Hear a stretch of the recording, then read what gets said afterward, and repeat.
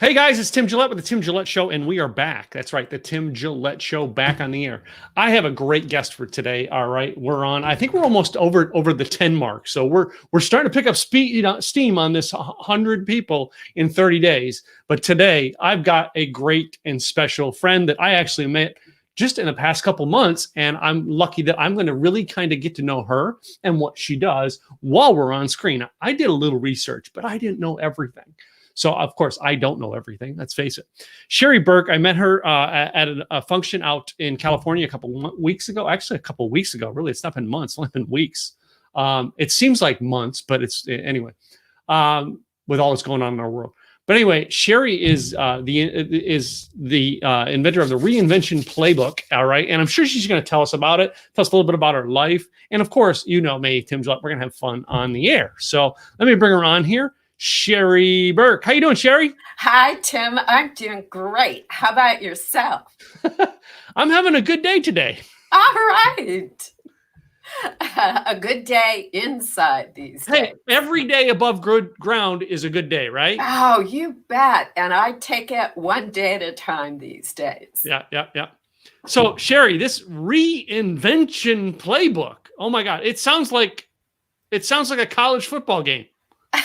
Well, some days it feels like it. And it really started because, just like times are a little funky right now, I've had some great ups and I've come tumbling down. And I really had to pick myself up and move forward. And after having done that a couple of times, I said I could write the book on it. Well, I haven't published it yet. I certainly have spent a lot of time coaching people on how to reinvent themselves. Cool. So, I'm sure, all right, as we go through this interview today, I'm sure there's a reason or a story behind why you're teaching reinvention. Like maybe you had to reinvent yourself once or twice. Yeah, I sure did. Yeah. So tell us a little bit about that. Where did you come from? Where did this all start for you? Well, I was born and raised here in Southern California. I am one of those rare California natives, or so I've been told. And I went to school locally. I spent 1 year of my life living in Tulsa, Oklahoma. And other than that, I've lived here in Southern California, not too far from the beach. And it's really been great until you have to commute someplace in Southern California. And I've spent a lot of time on the road and have decided after all those years I was going to stay locally as much as I could. But in the course of running up and down the Southern California freeways, I went to school at the University of Southern California and got a degree, my master's in business finance. I had a degree in accounting. I went to work for a CPA firm and I learned all kinds of things in managing money. And I went to work for corporate America and I spent a lot of time there. But at one point, I was between jobs because the economy tanked and I had got myself into some financial problems. I know, it's shocking, a CPA with money problems, but it happened and I had to dig myself out of that. And I learned a lot of great lessons in the time being of doing that. So now I'm using those with my clients to help them reinvent their finances and reinvent their lives. And of course, in today's environment, those kind of survival skills are ever more important. So that's the quick story. There's lots more that I could share. So that's it. Learning the survival skills, I think right now is probably one of the biggest skills I think everybody needs. And I'm glad you're doing it right now, especially in our world. But let me ask you about the your survival skills. Was there would you say one major thing that you hit in your past, maybe in your younger years, that made you kick in the survival skills that made you grow it and expand that skill throughout the year? Just one incident that you could say, maybe like teens or something. I think it was probably a little later than my teens. Okay. I had, as many young people, had a lot of fun with alcohol and a few other party favors, and found myself with some real problems. And I had to dig my way out of that. And I've spent a long time without any alcohol. I've been sober for decades. And learning how to do life sober was probably one of the biggest changes I ever had in my life. So that was probably the biggest. Well, it's funny because, I host this, this funny stuff on, drinking games and stuff like that. But like, I do run into a lot of people who have had to deal with alcoholism or addictions. Yes. All right. And I've found that a lot. And it's not something I've ever had to deal with. So I can't sit there and go, oh yeah, I really can't, but I have heart for it. All right. Because in a way I'm addicted to work. I understand that one. I spent a lot of years there too. So the addictive personality, though, let me ask you, is that something that you would say has been the monkey on the back for years? It has been a monkey on the back. And, I find that sometimes it shows up in other places like eating or shopping or, those kinds of things. So it is that kind of situation that a lot of people really have aspects of it. Mm-hmm. But if you aren't drinking or using drugs, it may not be as obvious to others. And work is another one. Wow. So, I mean, yeah, since I admitted to you that, okay, I'm fine. I'm a workaholic. All right. I admitted that to you. All right. And if I'm going through struggles in that, is that the first thing you're going to say, Tim, is that the first thing you're going to dive into someone like me to try to help? Let's look at this. Well, I mean, we look at it and some of it has to do with, you've acknowledged it. A lot of people deny that they have a problem. Mm-hmm. And it's the denial that creates as much of a situation for people as not. Mm-hmm. And it shows up a lot when people are deep in debt and have real money problems. They are in major denial that it's an issue, and they figure, oh, it'll just take care of itself. And with being a workaholic, it shows up in ways maybe like the family situation, what's your health like, your stress level, and things of that nature. Wow. That's eye-opening there. And it's funny because I had on the call yesterday, I actually had a gentleman who, same thing. I mean, he's like me. He's a workaholic. I mean, and he has a much larger company than I do. And just talking about some of the stresses he's going through right now. Mm-hmm. And it's just, it's interesting. I mean, because the first thing that in the conversation we had with him was his health. And he goes, mm-hmm. Man, I haven't stopped to think about me because I kicked into work harder.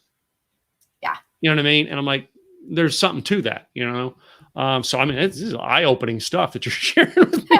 Yeah. Now, don't get me wrong. There are certainly times that you have to kick it up. Mm-hmm, and this, for many people, is one of those times where either they're working to protect their company, support their employees, make mm-hmm. certain that their supply chain is well taken care of, mm-hmm. so their customers can be served. Mm-hmm. So there are times it's appropriate to take it up a notch. Okay.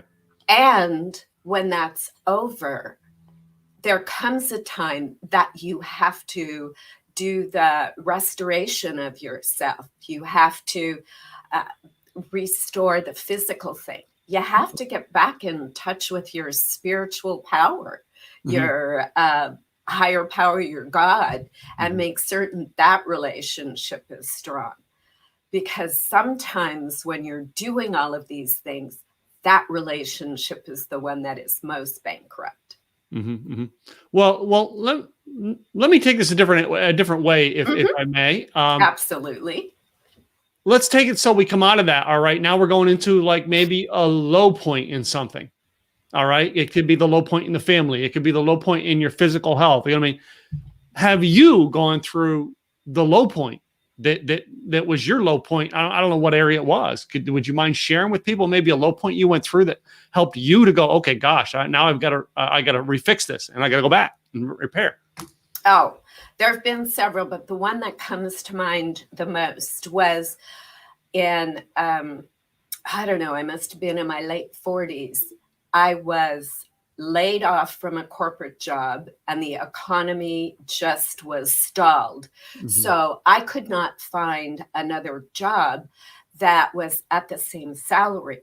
So I couldn't pay my bills. And it got worse and it got worse and it got worse. So I lost my house. I couldn't pay my creditors. I had borrowed from my 401k. I had borrowed against my insurance. I had started paying bills on my credit cards. And I finally said, this has got to stop. And I had to look at the reality of filing bankruptcy. And for me, as a trained accountant, the shame was just overwhelming. So I not only had to deal with the reality of the situation, I had to deal with the shame. I could barely look at myself in the mirror. And that was, oh yeah. And then my fiance decided he was leaving me for another woman. So it was like completely destroyed. And so I really had to acknowledge where I was. I had to face the reality of it. And I had to just start to be okay with the fact that it didn't mean I was a bad person. I was just in a bad situation. And I spent a lot of time in prayer and meditation and journaling. And fortunately, I had a very strong support group. So there were people around me who kind of called me on my BS and who made certain that I was taking care of myself. And it was a journey, but one step at a time, I was able to recreate myself and my life and my circumstances. So everything has completely changed. And I can see how a lot of other people have gone through the same thing. So I can now share that and a lot of the lessons and tools and techniques that I'd learned along the way. Well, it's great that we have to, that we learn from it, because a lot of people go through things and they never learn. But let me ask you this. All right. Was there you said you had friends that helped you get you through this. Is there a mentor or someone in your past that like was a key feature? Maybe they said something or they disciplined you on something. I don't know. Was there something or someone that gave you like that, oh my gosh, kick in the butt that you never forgot, the kick in the butt, or the word of encouragement? It may have been too. So do you have one of those? I've been fortunate. I've had several of those. I think I had some very close friends who did that for me. And some of the biggest things that they said to me is, you aren't a bad person. You've just going through bad times. That you don't, well, for me, you don't have to drink over any of this, because drinking would not have made any of this better. If anything, it would have been like gasoline on the fire. And then I've had spiritual mentors who really suggested that I spend time in meditation or in contemplation and just cleared that channel with my God, my higher power. So I'd say it was a collection of people who were surrounding me at the time, not a single individual. Yeah. I was thinking, Sheri, along the lines of it. I'm the workaholic I am today because of a boss I had when I was 21 years old. And he literally, it was a part-time job, working at a gas station in like Tewksbury, Massachusetts. And it was my nighttime after my daytime job. It was my nighttime job. And my boss told me, he said, like I was having problems there. He said, Tim, I want you to run this. I want you to run your shift like you own this company. And that impacted me the rest of my life. And I usually find when talking to people like you, there's always something like that that goes in the head that makes you go, oh yeah. And you never forget it. And it influences you for life. And I don't know if that, you know what I mean? I don't know if that was the case, but that's why I always ask that question. Well, there was an individual when I was a new staff working at the CPA firm who opened his toolkit, his work methods, and showed me how to do things. He showed me to, do the research, to document your findings, to draw your conclusions based upon the data. And then I had another boss when I was working as vice president of finance at a data center who said that the data will set you free. So between the two of those, it was always, okay, I may not know the answer, but I can certainly do the research. I can find someone who's had similar experiences and have them share with me what their solutions were. So there were a couple of influential people. And it seems like, most people who are good at pulling themselves up by their bootstraps have somebody that's always, if you're one of those people, it's like you have that person in. Almost always we do. There's somebody. In some cases, it's our parents, our mothers or our fathers, or it's a coach or or a boss or a teacher from school. But it's like always, it just always seems to be there in those people who are pick themselves up and find a way out of this. It's always there. So, well, let's flip it flip it then. All right. Are you that person to somebody? Are you that mentor, that coach, that encourager to somebody who maybe now is grooming them and they're going to be better than you or I are going to be? You know what I mean? I like to say I groom the people so that by the time they get to my messes, they do it 10 times better with much more panache. Are you grooming someone or have you done something to groom someone? I've actually spent quite a bit of my career grooming people. As a manager, I would always take the approach of coaching the people who worked for me. And sometimes it was directly, other times I was told I was leading by example. And there was more than one occasion that I would have the people who were working for me say they had gone into situations with the thought, well, what would Sheri do in this situation? What would Sheri say? So I was leading by direct coaching as well as by example. And today with some of my clients, I have been doing that same kind of thing, using all of the tools that I've learned and supporting them and creating transformations in their life. Well, I mean, that's cool because we got to pass on what we've got to do. So, well, let me get this. Let me switch gears now a little bit and go into your business because you've now got a business doing this and helping people. Yes. Let's talk a little bit about, who your ideal client is that you're looking to help right now. Well, I'd say my ideal client is a business owner who is experiencing some cash flow challenges or some business challenges and is looking to better understand what the issues are so they can make more of their their revenues become bottom line profits. And I find that some of those same techniques will translate to their personal finances as well. I had a friend probably about 18 years ago. I'm still friends with him on Facebook, but I haven't seen him in a long time. Who used to say that? He used to say, he had this boss that used to cheat on golf, and then he found out he was cheating on his taxes, and then he found out he was cheating on his wife, and it's like so many of those things that we do. It's like the way you do one thing is the way you do everything, is what he said. And I'm like, wow. And now I see that what you just said. Yes, and I see that. I mean, it makes sense. You have a certain way of doing something and you just use it everywhere. Yeah. So a new person comes to you with these issues. All right. And they're dealing with it. All right. What is the one thing that they do to seek you out? What is the key that they're using that want to seek you out right now? Well, some of the key way they can reach me is, through my website. I always have a place that they can call me.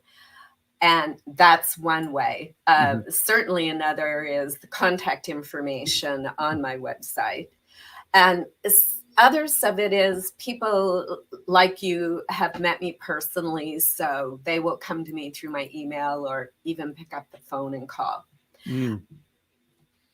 So, so they come to your website. So let me ask you this, because, I'm in the blogging and podcasting type industry. Do you have a blog? Do you have a podcast right now?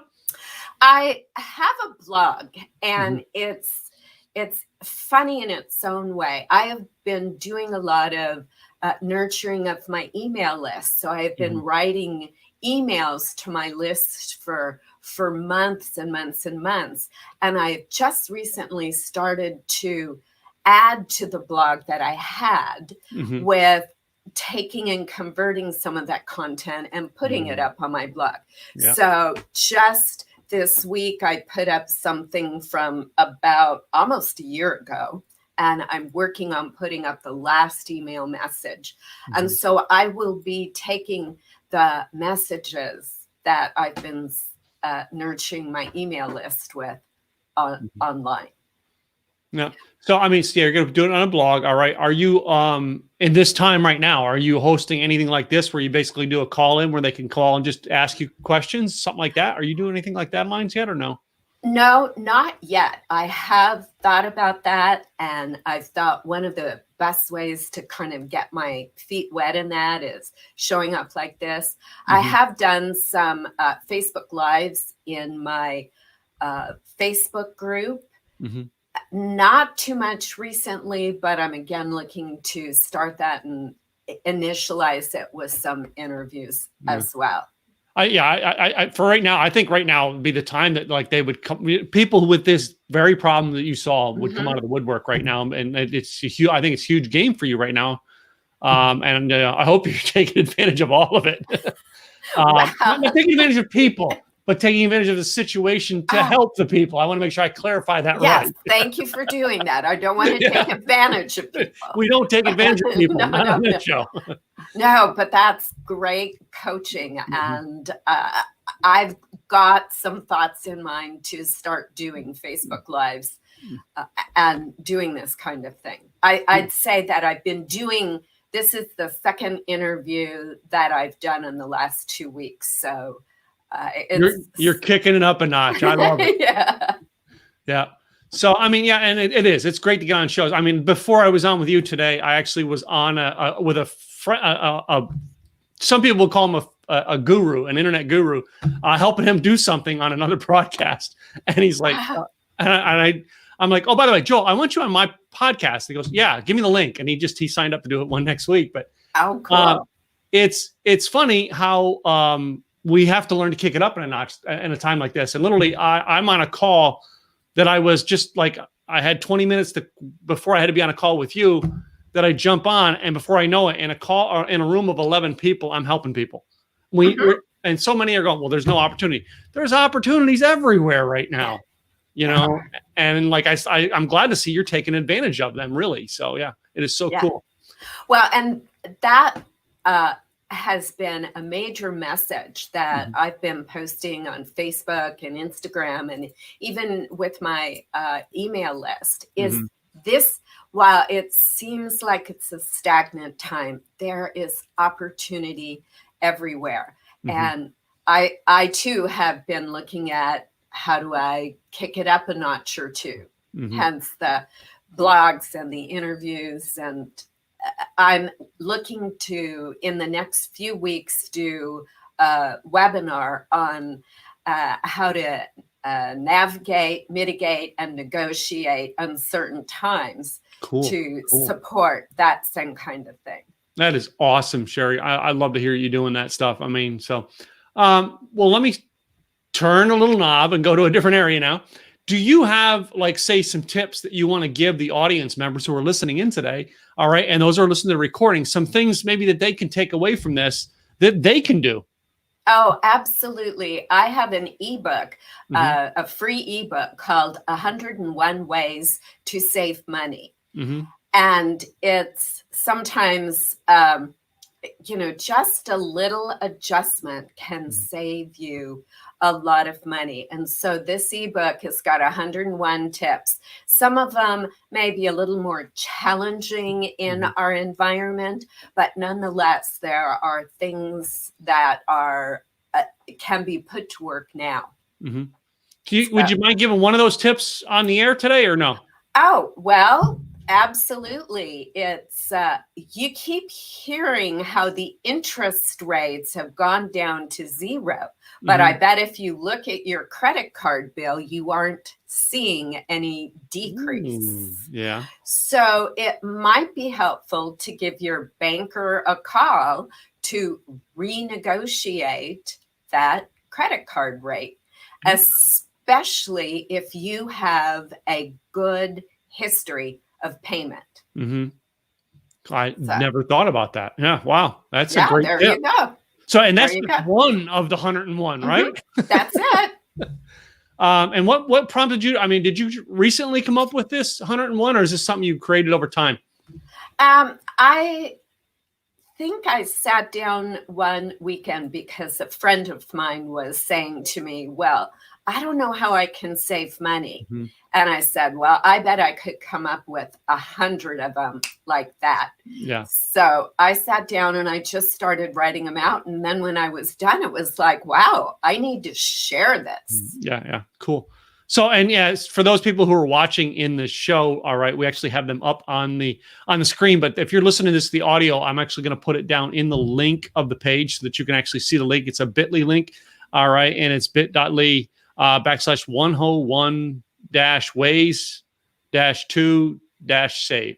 All right. And we'll put that in the link so people can do it and find it there. But if they go to the reinventionplaybook.com, is there a link there for them to download it as well? Well, not yet. There is another ebook, and that ebook on my website is really about surviving loss, which is also very important. Very important. Yeah.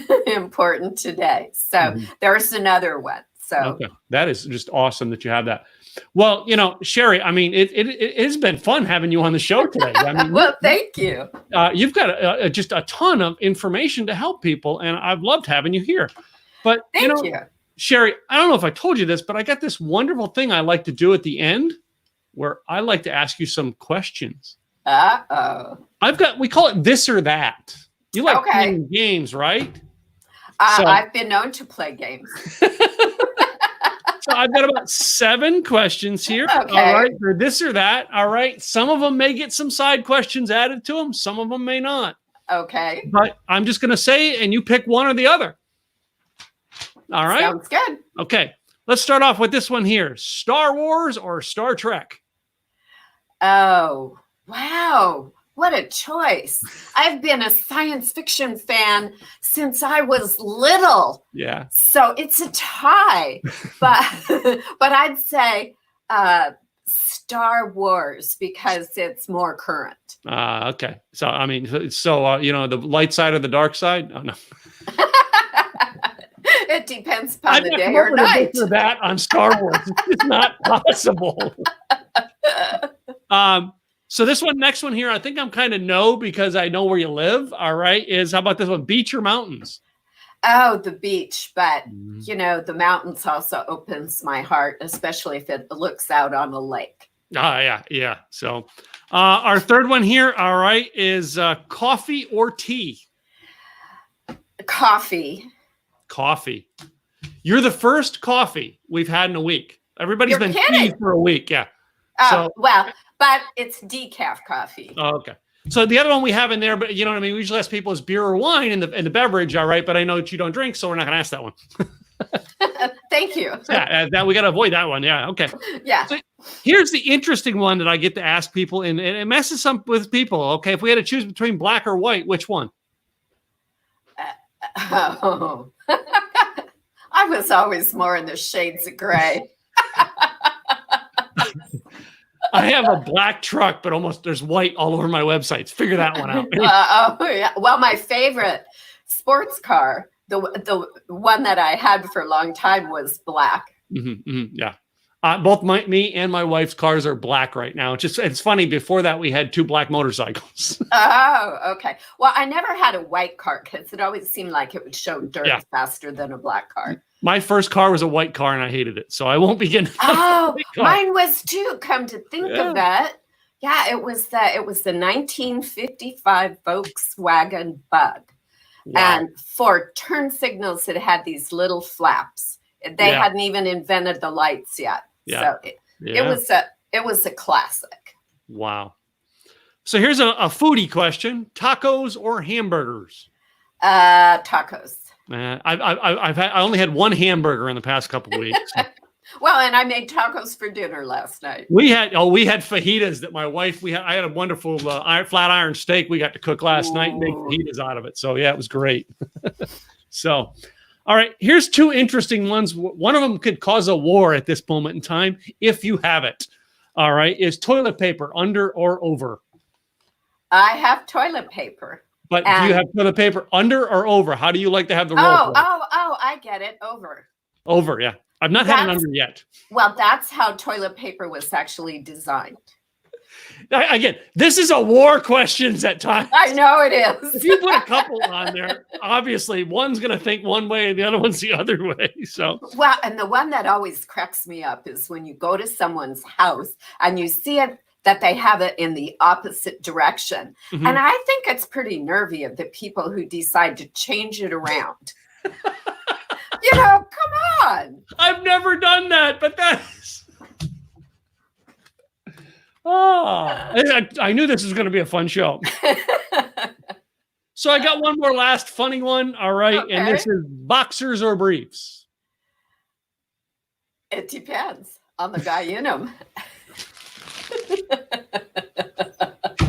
That's the best answer to that question yet. Sheri, it has been fun having you on the show today. Oh my God. Well, it has been a blast being here. Thank you. Well, let me ask you this. I want you to say your website out loud for those people on the audio so they have it. We have it up on screen so you guys can see it one last time, but I want you to say it on the audio so they hear you say it. Okay. It's the reinventionplaybook.com. All right. And of course, they can find you on the social channels, things like that. Yes, they can. Okay. So I think you and I are friends on Facebook now, too, since we met. So I think we are. Yeah. It has been so cool having you, Sheri. All right.